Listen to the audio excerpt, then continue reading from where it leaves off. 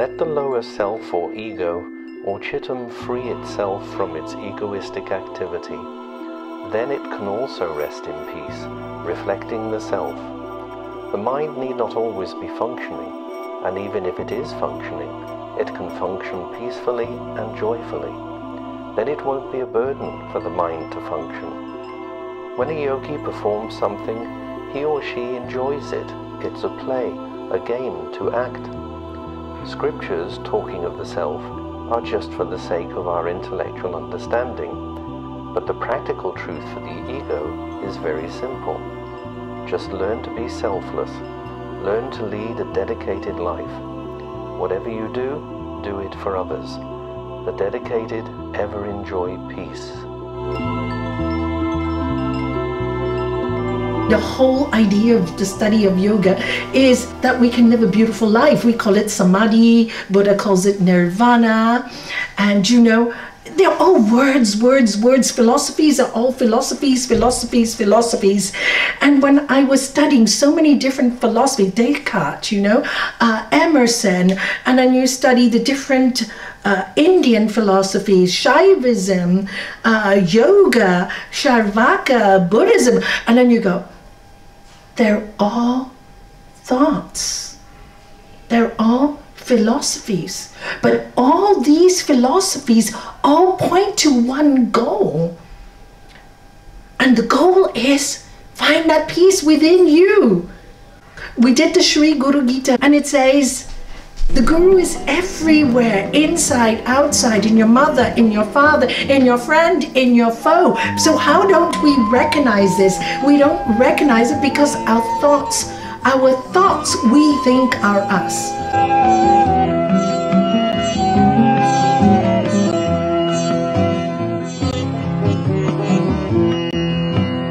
All the taking to circle Lord Shiva, seated on beautiful Mount Kailas, with deep devotion she bowed her head, in a reverent voice she said.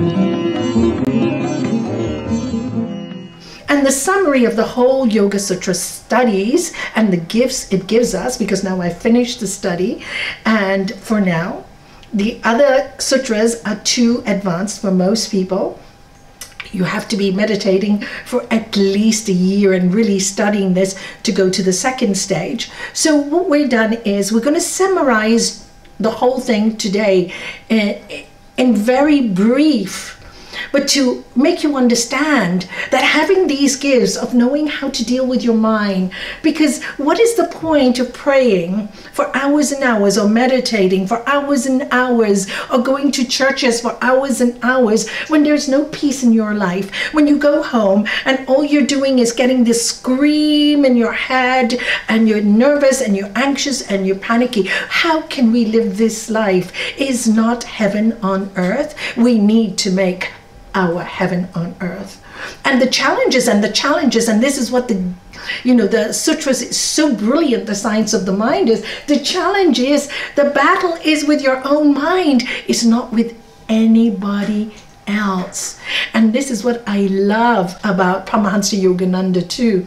In his book, The Divine Romance, he talks about this, is that romance should be within you. Love comes from you. So this is where you find the Guru, within. And he said, man's greatest battle is not with the world outside. They're there to show us our weaknesses. And what do? We allow ourselves to be manipulated. We allow ourselves to doubt. We allow ourselves to fear, but we blame somebody else for letting us do it. Why do we do this to ourselves? We're born alone, we die alone. In between, if we meet each other, it should be beautiful. When I was 14, I remember I went out and I found this beautiful black and white poster, and it said, I am not in this world to live up to your expectations. You are not in this world to live up to mine. You are you, and I am I. And if by chance we do meet, it's beautiful. And if it's not beautiful, walk away.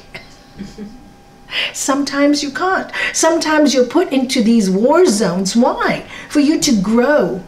And the wars continue because we think the wars are coming from outside, but they're not. They're coming from our own reactions to things outside. Of course we're human. Of course we're going to react. We wouldn't be normal if we didn't. But how to react without destroying days and months of your life with this song in your head that you're so unhappy, or why did you do this to me? Because if we keep doing that, our life is going before us, and we haven't even touched the adventure of life, the joy of life. And that's what we want to touch. We want to touch that heaven on earth. We want to touch the plants. We want to touch the trees. We want to touch nature. We want to touch the beauty in each other. And of course the world is not an ideal place. Otherwise there'll be no challenge. Can you imagine if everybody was so kind and so sweet and so good, we'd all be falling asleep. It's the challenge that keeps us going. It's the search. It's our search. Search for the truth in your life. It's deep inside of you. Rasmi's song, for those who remember. Yeah, it's deep inside of you. Don't waste time with petty nonsense. What gets in the way? Your thoughts. Remember the scriptures. Again, put in a nutshell. As your thoughts, so your, you tell me, you should know now. Words. As your words, so your actions. Good. Again, as your thoughts, so your words. As your words, so your actions. As your actions, so your deeds. So your deeds, so your character. So your character, so your destiny. So there's no God punishing us here, my friends. We do it to ourselves. The God we talk about in yoga is the God of love, Ishvara. It's everywhere. It's the essence. You know, the scientists talk about it now as the unified field of consciousness. The yogis have been talking about it for generations, and we've been called mad. And now scientists say, oh, we're all in this unified field of consciousness. Hello, that is the word we ascribe to God. But the mankind has created this God that punishes and you know, if we're good, you know, will reward us. No, like the sun, it shines on everyone, whether you're good or bad. But if you don't want to see the sun, you draw the curtains. Is it the sun's fault? No, it's you that draw the curtains closed. You want to see the light, all you have to do is draw open those curtains. And this is the greatness of the science of yoga, by understanding. Now, I always thought before I learned this science that I was my thoughts. And the greatest gift this science, Sri Patanjali, gives us in Sutra 2 and 3 of the book is Yogas Chitta Vritti Nirodha Tada Drastuhe Swarupe Vastanam. What does that mean? The restraints of the modification of the mind star is yoga, and then the seer abides in its own true nature. Let's make it really simple. Before I studied that 2 lines, so my mind had an angry thought. Somebody said, call me stupid, for example. Oh, you're so stupid. How dare you call me stupid? You see, the ego comes in the way. I retaliate. No time to think. So I retaliate, you retaliate, everybody retaliates. War zone. And there I am at that age of 35 talking about peace in the world, and I couldn't even do it in my own home. I was called a hypocrite then, and I believe I was. I totally was, but I couldn't see it in me. I couldn't till I took this book and studied and started to realize that I am not my thoughts. And here Sri Patanjali says so clearly, when you learn to refrain, hold back. Think of that word, hold back. You're about to get angry. Somebody's called you stupid. Are you stupid? No, I'm not stupid. Why am I reacting to this? I'm stupid when I do react because my ego doesn't like it. So do I really giving the person power to manipulate me, to make me believe I'm stupid and silly and all these things? That's where you get the narcissists and all these, the talk of all these kind of people today. And really it's all manipulation because we give our power away. And the Sri Guru Gita, which we chanted, said, it's all here. It comes from a place of love. Don't give your power away. People take away your power. There comes a point where you have to say, my life is too precious to give it away. My life is too precious. I don't want to spend the rest of my life being angry or unhappy. And that's what happened to me at 35. I thought the world was giving me pain without realizing it was my thoughts. So when I restrained from these thoughts, and the next sutra, then you imbibe in your own true nature, or your true self with a capital S. So I go, okay, you go. Who's that true self? Who's that true nature? Who's that true nature? And then I studied all these different philosophies, and everywhere, if you look deeply, God is within you. The unified field of consciousness. We are one with the divine. Lord Jesus, my Father and I are one. You are my brothers and sisters. They will know you as my disciples by the way you love one another. There it comes again and again. And all these studies, the people went to the Himalayas to get these Buddhist texts. Spalding, he's called Spalding, went there, got the Buddhist texts. Everywhere, don't you know? Psalms, ye are gods. What are you acting as? Again and again, the Guru is within. Why are we acting like demons? Why are we hurting people? Why are we causing pain? Why? We ask the world why, but why should we start here? This is where we need to start.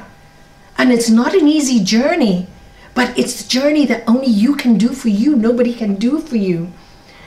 And we can spend our entire life blaming the world, and we will never live this life in the great bodies that we've all been given in this room. You know, 2 arms, 2 legs, eyes, we're not crippled in any way. And I see my granddaughter, who's mitochondrial disease, special needs, and I think she's got it right. You should see her eyes. They shine like the spirit in her. And the honesty in that love, you know, and Bernie, you will know it with your daughter Alice, you know, who's also Down syndrome. They have something so special in them that maybe they are more holy than we will ever be, because there's no hypocrisy, there's no so much thinking. They think they're not well, they're not well. It's like babies, and if they want love, they want love. If they want food, they go, Papa, you know, it's simple. We complicate everything. So keep the mind really simple. How do you do it? And there is the yoga science. Okay, so you learn to refrain from those thoughts that make you unhappy. Now, this takes years. So how do you do it? Sri Patanjali then tells us when we're not in that energy field that we know that we can change our thoughts, and we have a thought, we start acting like we are thoughts, then we become a little disturbed. Because one day you get up and you go, oh, I got so many wrinkles, I'm getting old, I'm not well, I better go to the doctor, I better have my face done, I better have this. But there's anxiety, there's fear, because you believe you are the body, right? Then you get up one day and you see the wrinkle, oh, pretty wisdom wrinkles. It's a difference, you change the thought. Yes, this is normal. This is who I am. This is how the body ages. Everything in this world is ruled by the law of entropy. What's the law of entropy? Everything deteriorates in time. Everything. To everything, Bible, there is a season. Everything. And we're part of those everything. So then you start to really think, what thoughts are really important for me? Then you look around you and immediately you see your family.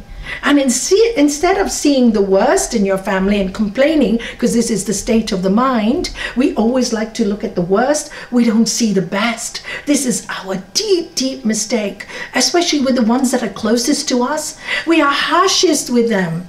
I always tell couples when I see them, when you first met, how loving, how kind. 5 years later, how cruel. Why can't you get up in the morning and say, I love you, darling, after 5 years or 10 years? Or what can I do to make your day better? Why does it always, what can you do for me? And Sri Patanjali then tells us, look at your thoughts. They are painful or painless. And I struggled with this for years. And then my master says, selfish or selfless? And then that became so clear to me. When I was, poor me, it's all about me, I need this, otherwise I won't be happy, the whole world has to understand me, I was miserable. It's the truth. Have you noticed that? And I go, oh my God, I'm so much desire that I'm making myself miserable. So I changed it. Bring the thoughts outside. And Kennedy, funny enough, his statement, ask not what the world should do for you, but ask what you should do for the world, flipped it in my brain. Literally flipped it. And when I started to think that, what can I do for the world to make it a better place? What can I do for my family to make it a better home? What can I do with my environment to leave something sweet behind and not awful words and mean and unkind things? What can I do for my husband who's done so much for me and all I do is want and complain? I need to stop this all. And I stopped it by practicing. And Sri Patanjali tells you, you have to do it for a long time without a break and all your heart. Who has to do it? You. I do. Yes, each one has to do their own work. Nobody can do it for you. So we are looking at all these courses and all these things and we think the world can fix us. Yes, it helps. Knowledge helps. That's what it's for. But you take that knowledge and you work it with yourself, with your personality, with who you are and what you are in this life. And then you look at all the gifts that you have been given and you apply your gifts to the world. And that's painless. That is a painless action. What you do is you share this talent with the world. Win-win. They appreciate it. You feel good, you're useful. Whatever it is that you're useful or good at, everybody has some kind of gift. Somebody said to me the other day, I have no gift. I said, you can smile. Yes, I can smile, Nalanie. So that's your gift to the world instead of a long face. Isn't it true? You can smile, that's a gift to the world. But if you've always got a grumpy face and a long face, might as well be in your room and hide away, So we all have something to give, and it doesn't take a lot to give. It takes a person who understands that we all come from the unified field, as Einstein so cleverly discovered when he split the atoms. He said the only thing left for mankind to do is to see the brotherhood in all of us, that we come from that same source. And he found it through science. And this is what we talk about later on through the sutras. It says, how do you do this? Because not everybody can meditate, not everybody can sit down and do this study. And Sri Patanjali tells us, he talks about the 4 states of realization, or the 4 samadhis. He said, this is the way you start. So you're really good at something, you focus on it, you focus. Whatever you focus at for long enough, you find the unified field, or you find God. Why? Because if you think enough, you go down to the basic, you find the truth of creation. For example, you're having breakfast in the morning. Our breakfast is delicious, lovely brown toasted bread with avocado and an egg on top. Thank you, God, for the food. And every morning we sit and pray before we have breakfast. And I'm really bad. I love a great cup of coffee. So we sit there and I look at the food and you see, who baked that bread? Where did the flour come from? Where did the egg come from? Came from the farm, came from hard work, came from labor, came from the earth. Where did the earth come from? Who put it there in the first place? And then you go, where is our earth in the scheme of things? Then you see all these galaxies and then you go, and I'm complaining about life? Where's my brain? And then you're just so grateful for the food. How many people were involved to put that food on our table? How many people gave their time and their love to put that food on our table? And we disregard so much of it. And when you sit, and when you do that, what happens? You get in touch with what we call the divine within, the guru within. There's that feeling that surges through your body, whether you like it or not, is the realization, my God, this is the truth. Where did it all come from? Where did I come from? It's the truth. And then you're permanently grateful. Many people go, oh, I'm really sad, I want to die. And I go, okay, you want to really die? Why are you sitting here asking me for peace? You're not ready to die. And let's say, okay, I'll give you some poison. Will you take it now? Oh, not today. False illusions, false thoughts, reading too much rubbish out there. Get away from those things. Get away from those crazy movies. Get away from madness and darkness. Because you're watching it, it absorbs into you. All the self-harming that I have seen today. The kids tell me they get it from these YouTube videos on how to self-harm. My goodness, what's out there? So more and more we need to save ourselves. And once we start practicing save ourselves, we save the people around us. As you heard in the Sri Guru Gita, blessed is the one who looks after their family and teaches them of this spirit. Why? Because the family will be blessed, the generations will be blessed. You think everything you do, you put into the energy field, it's in your genes.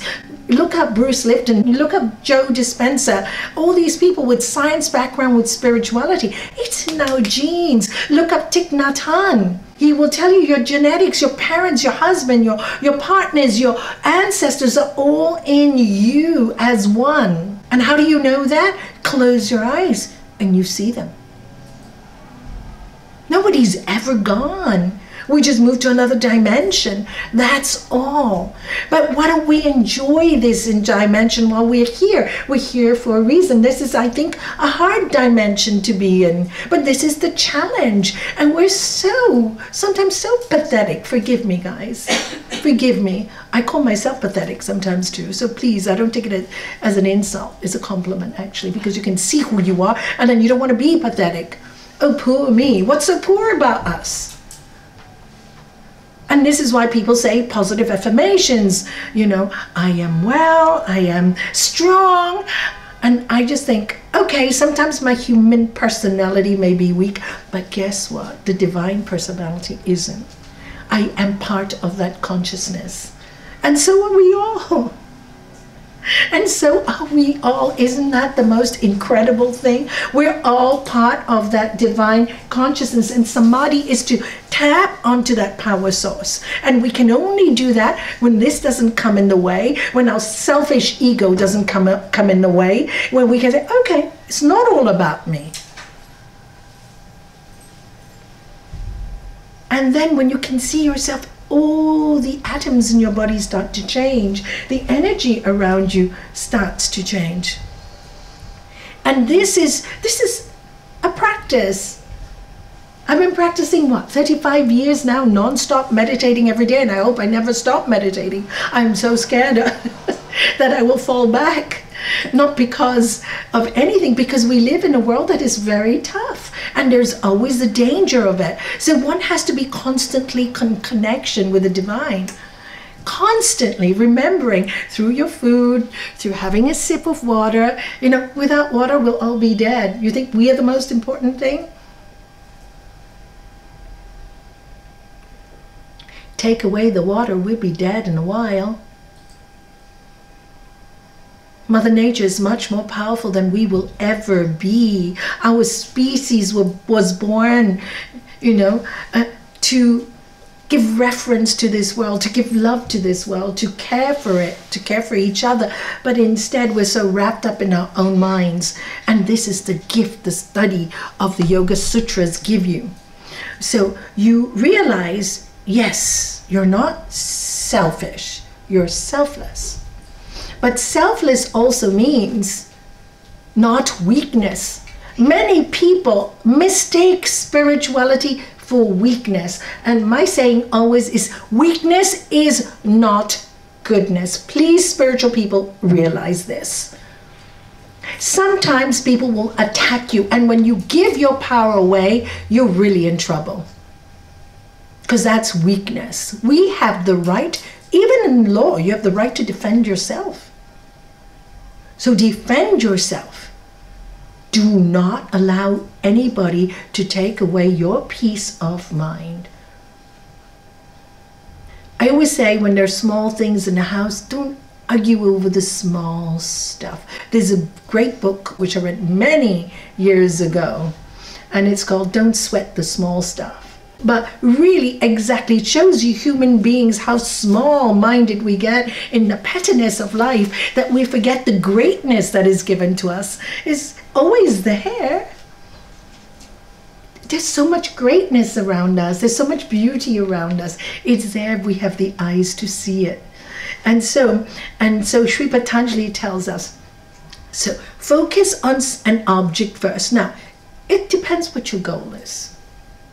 Whatever your goal is, you focus on it, you will get it. I promise you that. The other day I had a very, very wealthy gentleman come and see me. Extremely wealthy, extremely miserable.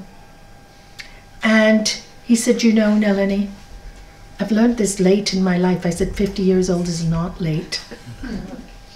He said, I have all the money in the world. I have all the success in the world. But I have no inner peace. I'm desperate to find that.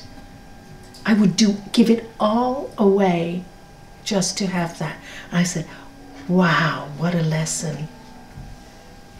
Now you're ready. And you will get it. You will get it because you're desperate now. Life has shown you. You know, he said, ignoring the family, ignoring the love he had, ignoring everything. He was so wealthy, so he could take everybody for granted, use people, and in return, he suffered a lot. Lost everything he loved for ego. But you can't turn back time, can you? But you can create a new tomorrow. There's always forgiveness. There's always, every single second we're forgiven.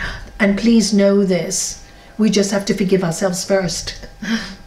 Once we forgive ourselves, work with ourselves, we're always forgiven because, like I said, this unified field, the yogis call it Sat, Chit, Ananda.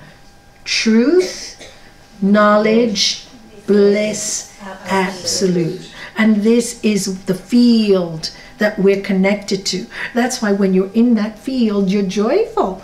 And when you're not in that field, you're miserable.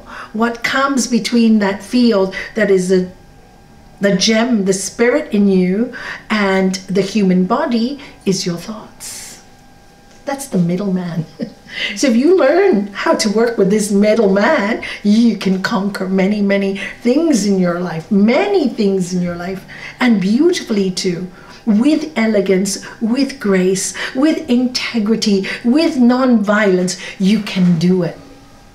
And this is what Sri Patanjali dances us through. And then he goes, as you practice what you love and you do it again and again, the next step is you start to feel the essence of things. The essence, like I talked about, the essence of the breakfast, the avocado, where it came from, you know, the bread, the eggs, where it came from. You start to touch the essence of life. And when you start to touch the essence of life, he talks about Ananda Samadhi, you feel the joy naturally come up in you, don't you? You know, when you're with a group of people singing or just on the beach laughing or looking at the waves, there's a natural Ananda Samadhi that comes, a wave of bliss, and you know that's where you belong. That's your home. You just know it, but we can't keep it. It just doesn't stay for too long. But those periods make you want it more and more. And that's why you'll practice harder and harder. And then once you get to that state, the next stage will be, you know what? I am really not this body. I am as I am. The body will die, for sure, be left here. I am transient. So I am one with the whole. Oh my God, how exciting. And then they talk about the many heavens and hells in all the scriptures.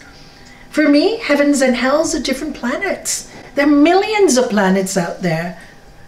It's so fascinating. I wish I was an astronomer, because I look out there and I wish I knew about the stars, because there must be zillions of planets out there and different types of beings.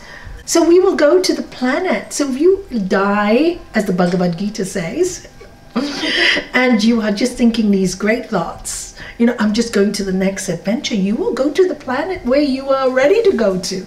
But if you're miserable and always complaining, guess which planet you would go to? More challenges till you learn that you are that master that God gave us, that gift of being human.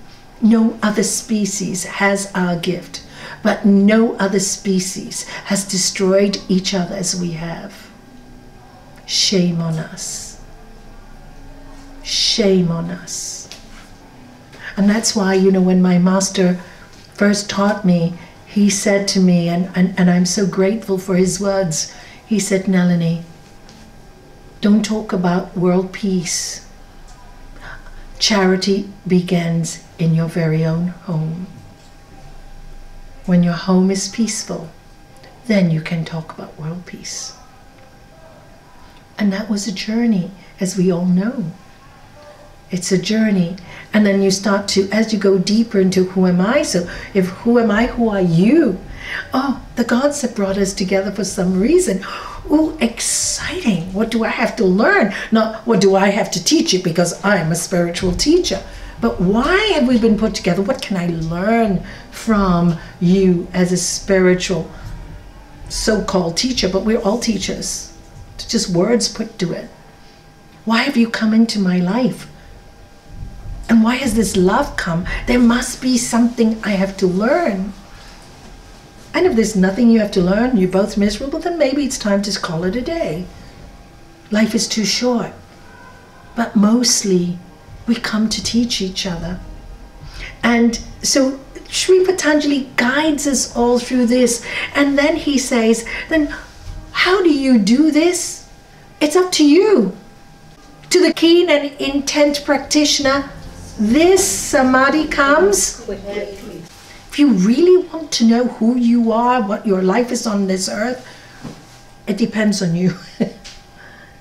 You're the practitioner. You get the knowledge, you go home, sleep, forget about it. Second day, do the same thing. What's the point? No point.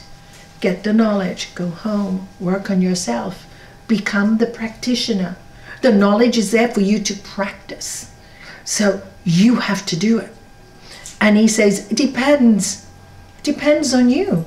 If you're keen, you'll get there quick. There's no doubt.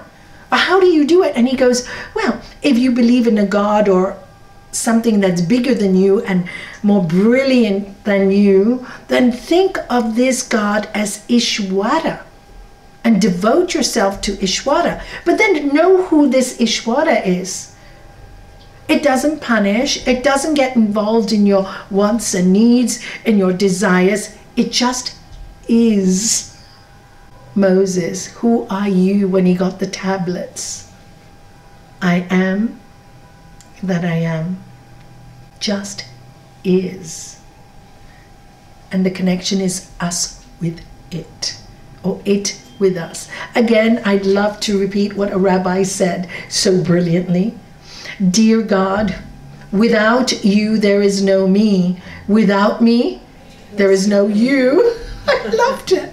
It's true, isn't it? It's so simple, but so true. And then when I read these, I read Rumi and I read Khalil Gibran, and you read all these wonderful poets and these love songs that speak about love, and go, there are all the answers in all these beautiful song. An eternal flame, you know, what did they use it for Olympics? Eternal flame. We are eternal flames. Let's live like light. Let's make the best in our lives. The Olympians, what do? They focus. They visualize. They win the race. They run. They practice every day. They get up early in the morning. They don't stop. Why? They have that goal. This is what I want to achieve, and they achieve it. So is your love for the divine that great? You know, Ramakrishna had a disciple, and he goes, oh, I pray, I want to know God. So Ramakrishna tells his disciple, come with me to the river. Okay, sure. Ramakrishna is his guru. They go to the river, and Ramakrishna gets into the water, and he says, come to the water. So his disciple comes to the water and says, do you really, really want to know God? I really want to know God. So he takes the disciple, pushes him down the water for a little while. And, oh, he's flapping his arms, and then he removes his hand. And he goes, why are you trying to drown me? He said, when your love for God is that great, you will find God. It's up to you. Is your yearning that great? It's very easy to talk. I want to know the truth. I want to know the truth. Do you live your truth? Do you live it? And then, of course, the diamond on the plane of us about this Ishvara is, it says, how do you connect? How do you connect with Ishvara? And then he tells us, he gives us this great way to know how to connect by giving us the 8 limbs of yoga. Louder, please, everybody. 8 limbs of yoga. And he tells us, here is your tablet. By the practice of the 8 limbs of yoga, the impurities blow away, and there dawns the light of wisdom, leading to discriminative discernment. He said, you just have to practice this, and the light will come up from you. The wisdom is in you. It's always in you. Again, the word unified field, modern word. For me, God, consciousness, Jesus, Moses, I don't care what you call it, Shiva, Gurudev, whatever you want to call it, doesn't bother me. It's just a word, but it's within us. The light of wisdom dawns. It awakens in you. Nobody can force you to wake up. In fact, this is a mistake we make with people. Oh, you got to learn this, you got to learn this. They will never learn it. It's a big mistake spiritual people make. We should not do that. Here's the knowledge. You want to use it? This is the result. You don't want to use it? Don't complain. But it's up to you. This is your gift from the gods. How are you going to use it? And what are the 8 limbs of yoga? Yama, Niyama, Asana, Pranayama, Pratyahara, Dharana, Dhyana, and Samadhi. So let's go to the first 2 for me, which are the most important. And I think every spiritual person needs to learn this. But every spiritual religion has this. You got the 10 Commandments. You got Buddha's Eightfold Path, etc., etc., etc. Every tradition tells us this is the clue. How do you connect? We've got the Bhagavad Gita, chapter 16, you know, the yoga of the divine and the demonic. You want to go to hell, you're hell, because hell's on earth for me. You behave like this. You want to go heaven, you behave like this. Heaven is on earth for me too, because when my body is left behind, I can no longer experience heaven or hell. I got no more body. And I'm very grateful for Sri Patanjali, because he tells us, you know, before I go into the yamas, niyamas, he said the 2 things we need to learn to really do in our life is practice, right? For a long time without a break, practice clean thoughts, practice good being, practice what we really want. And the second thing is non-attachment. And what is non-attachment? Nothing is mine. For me, it took me a long time to understand it. I used to think non-attachment, no, it's nothing to do with that. Non-attachment is just Don't sweat the small stuff. Allow everybody to learn the way they need to learn. Guide them, be there for them, give them advice, but nothing belongs to any of us. And if you can think this way, that everything in your life is a gift. Your home, your shoes, your clothes, your partner, everything is a gift. Your body is a gift. You didn't even design it. You didn't even choose your own name. If you can think of everything as a gift, then you become pretty non-attached. It's all a gift. Nothing belongs to me for long. So when you know nothing belongs to you for long, what you're going to do, appreciate it. If you know you're going tomorrow, there's going to be no food or no water, what will you do? Keep all the food and water and love it to bits, wouldn't you? But while you have it, you don't appreciate. We throw food, we waste water, we don't think about it. It's only when we're losing something that we're going to think about it. And that's why we die, because otherwise we'd never realize we are spirit. And that's why we go through pain. And Sri Patanjali gives us this. And Yama Niyama. What is Yama Niyama? Yama Niyama is non-violence. Come on, say it with me. Non-violence, truthfulness, then non-stealing, then non-greed and moderation. What is most of the problems today? They talk about the sexual moderation. Lust. Yes, lust today. Every other person is having an affair with everybody else, and everybody else is lying to everybody else. Oh my God, what a mess. And literally it becomes a mess, because that's what I'm seeing so much everywhere now. And it's all because people are lying, and it's lust, and it's greed, and I want, and the more you have, the more you want, the more you want, the more you have, and you don't have anything that's real anymore, because it's all, you're going to lose it all. You're going to leave it all behind the day you die. It's wonderful to have stuff. It's wonderful. But no, it's a gift, and be grateful for it. But what is the greatest gift you got in your life? Can you tell me, anybody in this room or anybody in Zoom, what do you think is the greatest gift you got in this life? The gift of life. The gift of life. The gift of love. The gift of life, to love. Live to love, love to serve. You know, when I first got this motto, I said to our master who came to Gibraltar, I said, I found a motto for this center. Live to love and live to serve. He goes, no, Nalanie. And I go, what should I do? What, you don't like it? He said, oh, the live to love is very good, but the live to serve is a bit harsh. So I said, what should I say? Love to serve. Live to serve is like an obligation, right? Love to serve is a joy. It's a joy. That's why it's so important to love what you do in life. Love your work. Love everything. And then, you know, the other day, you know, I speak to people, and the other day I had a client who said,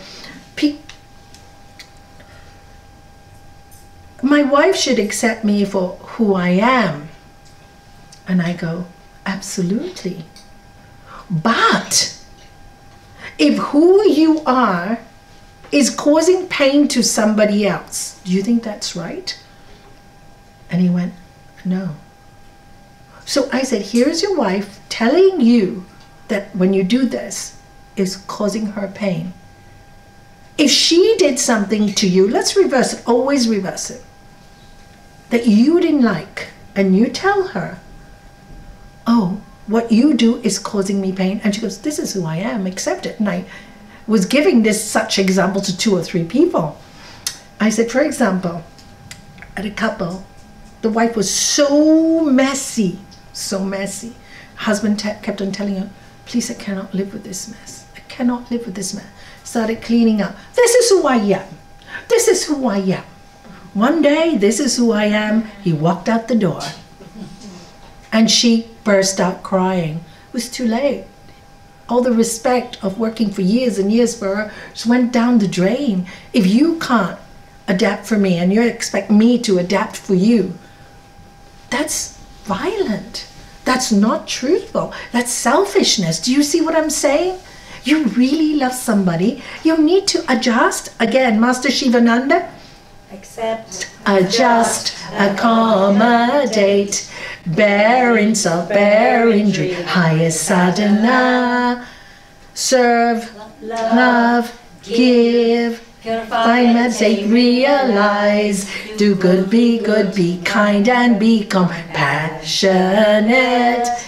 Inquire, who am I, and be free. Just accommodate.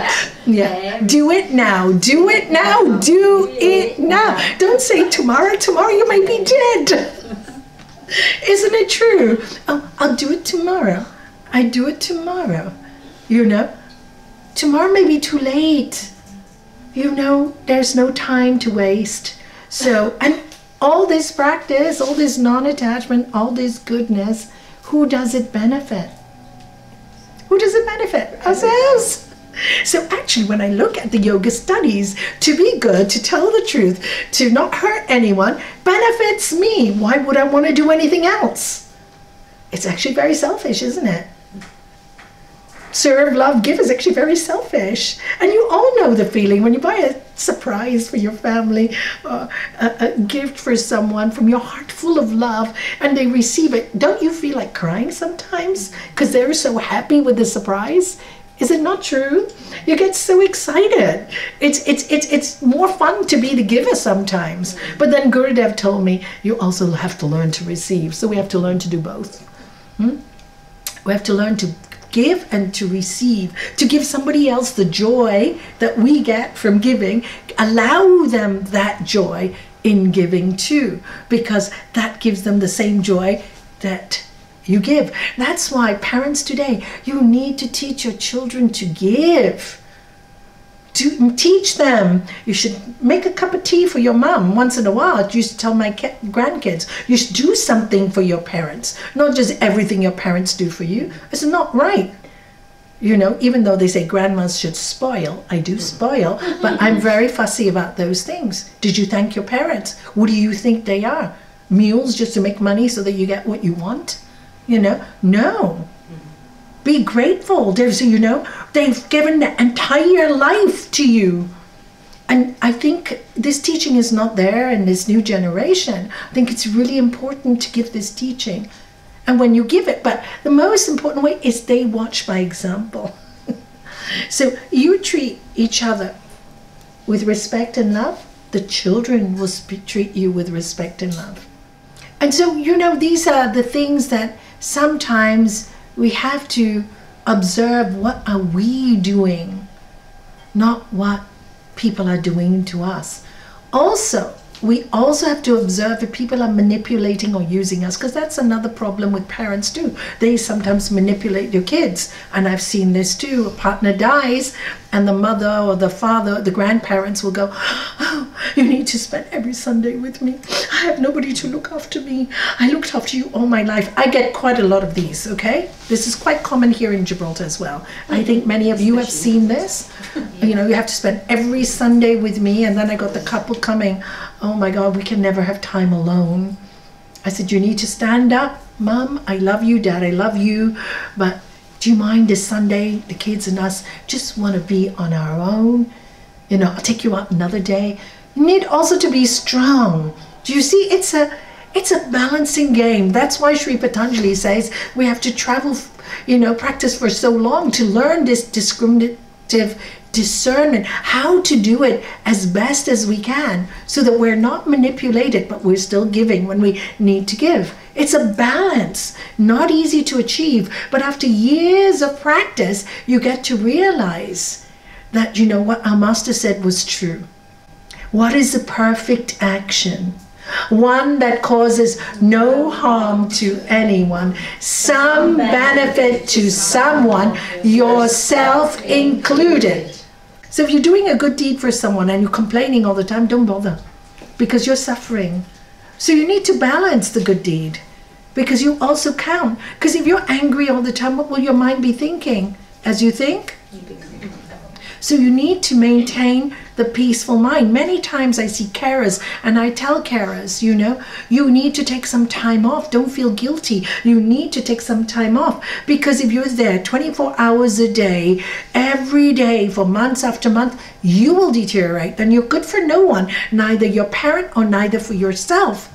So what's the point of it all in the end? Nobody gains. So take a few days off and say, when I come back, I'll be a better person. I took that time off during my marriage when I wanted to study the yoga science, and my husband was so angry with me. How can you leave me? How can you go for this yoga stuff?